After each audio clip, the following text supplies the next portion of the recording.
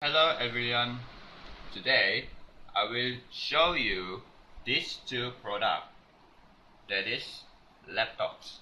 Okay, this laptop is from Asus and this laptop is from HP product. We have two different type of different product. Firstly, I will show you the type of Windows. Okay, this is a Windows 8, but this is a Windows 10. Windows 10 is better. It's Windows 8 because Windows 10 is very updating. It's very updated.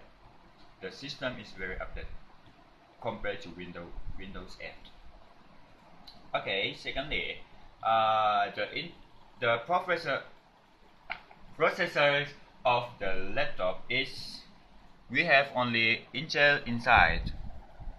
This one only Intel inside, but this one we have Intel Core i5. Okay, this is a processor of this laptop.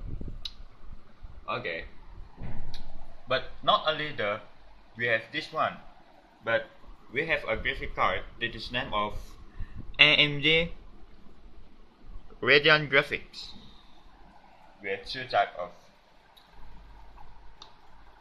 system, but this one is on no graphic cards. We can only put videos, pictures, and the important document. But this one we can play a games, but this one we can't play a games. Thank you.